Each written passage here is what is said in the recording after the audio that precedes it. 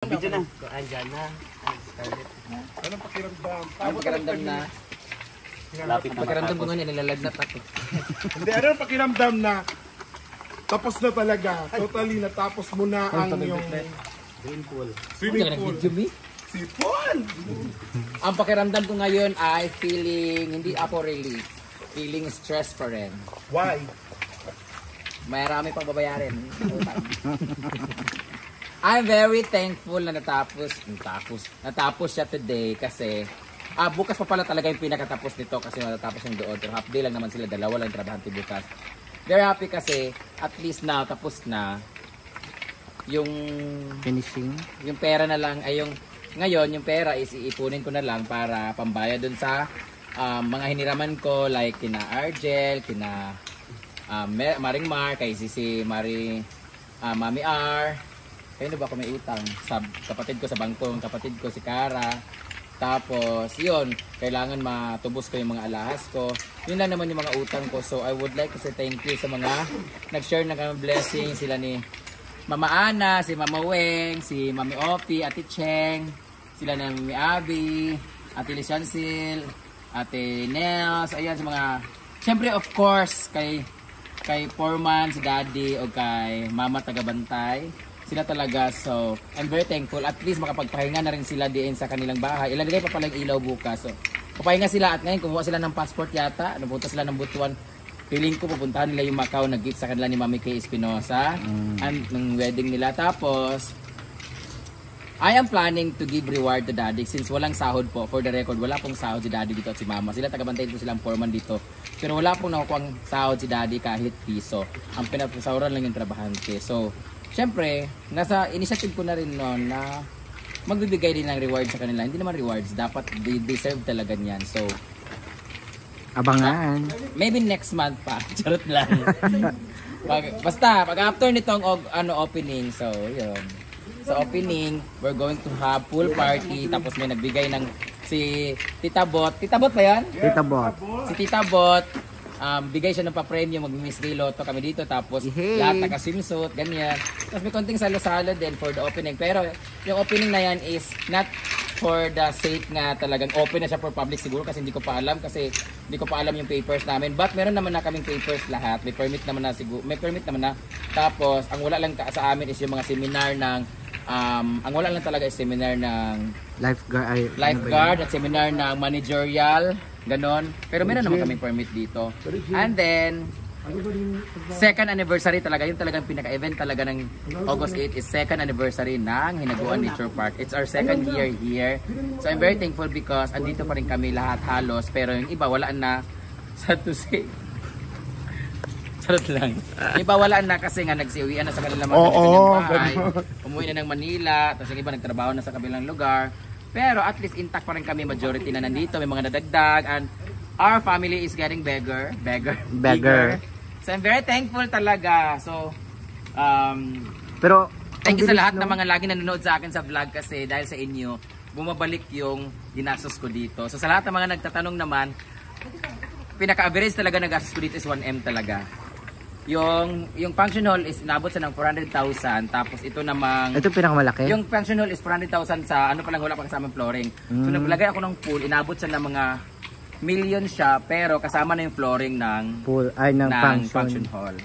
Pero ito siguro sabihin natin na mga inabot na ng mga 900,000 tapos 100,000 yung floor ng function hall. So medyo malaki-laki talaga siya. In-expect ko lang talaga dito is hindi ako abot ng 500,000. Mga 400,000 lang siguro. Pero yun. Solid. Kaya nasanla yung bracelet ko, yung anklet ko, yung kwintas ko at yung isang singsing ko.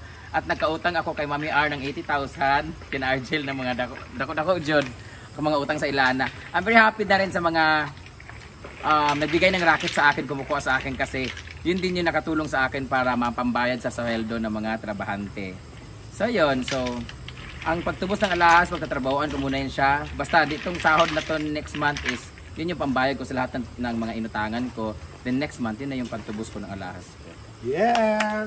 So thank you so much for damage. Aabot na tayo ng 10 minutes dahil sa mga chika mo.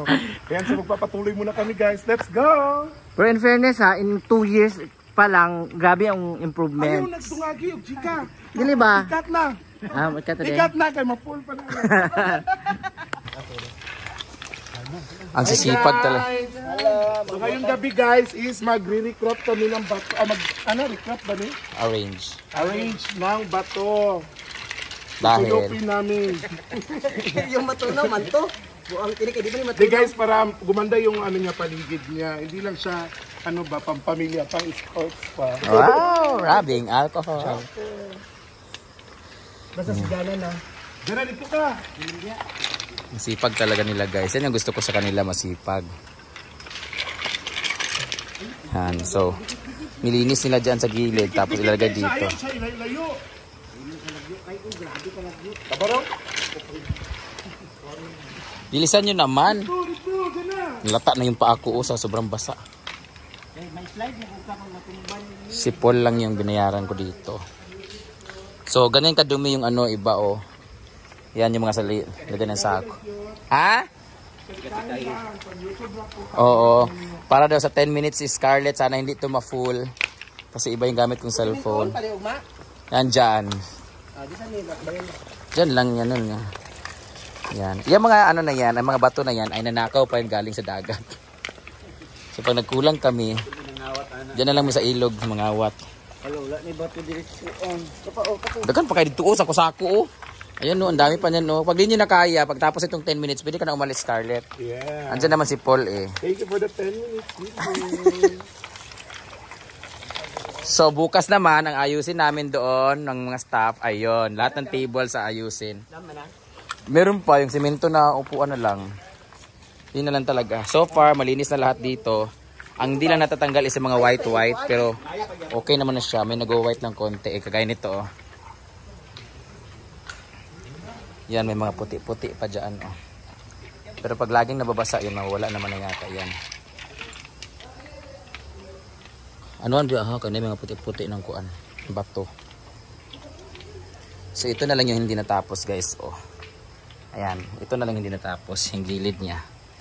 Yan, yung square. Pero hindi pa nalagyan ng grout yan. So puro simento pa yun nandyan. Bukas, babrasan yan, lininisin, saka lalagyan ng grout. Kagaya nito. Tapos standby na siya for watering station. Ang gusto ko dito kasi namulaklak na yung mga bougainvillea. Kita na yung mga colors niya. Ayan, may mga pink, white, and everything. Aman sila ni Kuanday Jello.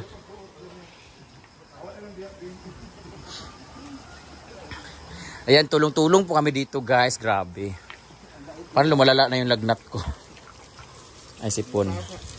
Ayan ay oo nga, meron na pala tayong Ay, ikaw nga, bumaba nga dyan. Try nga natin kung di ka ba mahulog. Try natin guys. Tingnan natin kung mahulog ba siya. Okay siya? Oo. Hadlok di ka ay. Okay. Like this man siya, dili siya butang dili ko niya. Tingnan na may tubig na din May tubig. Okay na dahil siya. Try natin, umakyat. Ginuo ko kahadlok bali ka Uy, ginuo ko. Hadlok siya. Ang laki mo kasi. Wala ba butang Nahadlok ka kay kuan mo kung may tubig. Pwede pa siguro lagyan sa gilid niyan. Oo, para dili maigo ang diri off. Katakot. Hindi, malaki ka kasi kaya ikaw mag-adjust. Huwag ka umakit dito. Ang mga malaki doon kayo umakit sa hagdanan. Huwag dito. Pang lang dito. Pagkatapos mag-shower, babunta dito. Yan. Sa mga naghahanap pa rin ng shower guys, meron pong shower dito banda kasi hindi nila alam na may shower pala dito. Ibuksan mo nga. Shower ba yan o gripo? Okay lang. So pagpapaandalin niyo po ito, ganito po guys ha. Dito pala. Ayaw, John. Dito. Ayan lang. Ganun lang. Gripo din.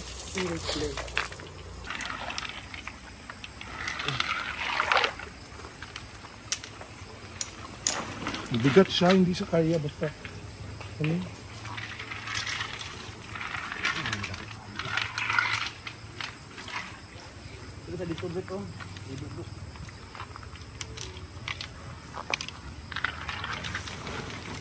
Mabigat ba? Bigat po.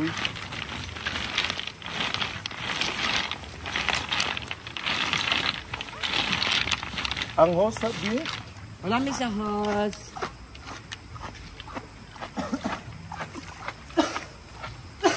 Rider nagpuyo na ganda Hala, may palaka guys. Ayan Pulo sila, dagan sila dayon. Utulong. May tatlong palaka. Ay, pakita, Day. Oh, di ba na pwede?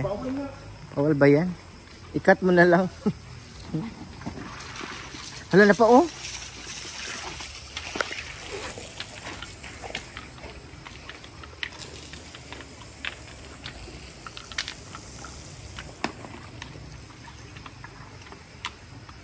Tapos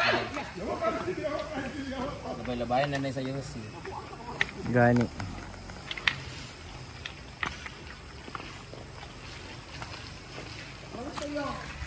Pila pa ka minutes kulang anis car? Ayun, pag-istorya na minutes. Cellphone dyan na ganyan. Ano ba yung off na light? Thank you.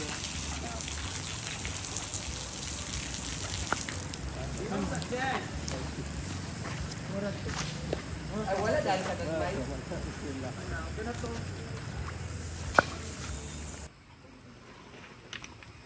So guys, ngayon ay overtime kami sa paglalagay ng mga bato na pang-design dito sa gilid. So nalinis na namin siya. Kailangan nang linisin dito. Ito yung magiging footbath. Tapos ito yung bato na design dito. Para may something lang na design. So tulong-tulong kami dito para matapos siya. So time check is 7 PM. Pagkatapos lang kasi ng paggawa dito. So ugma, pwede na siya butag tubig? Hindi pa kayo. Ah.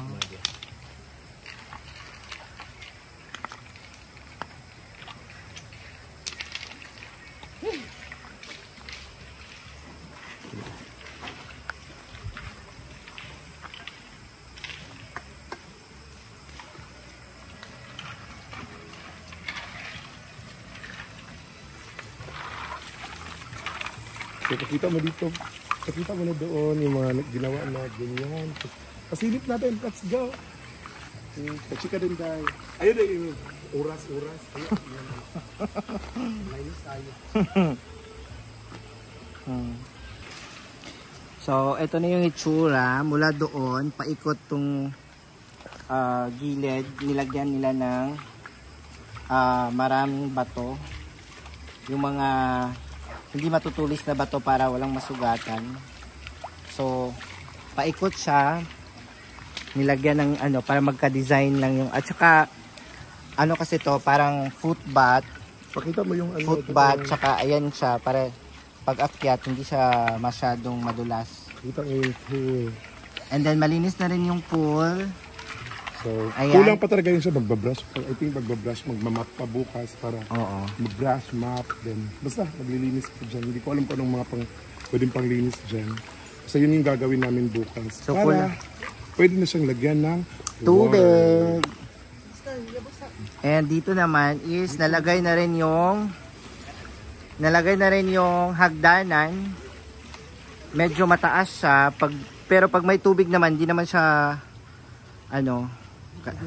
Vlog talaga, ganyan lang talaga ang video. Ganyan ba? Oo, pero hindi So, okay na yan dyan.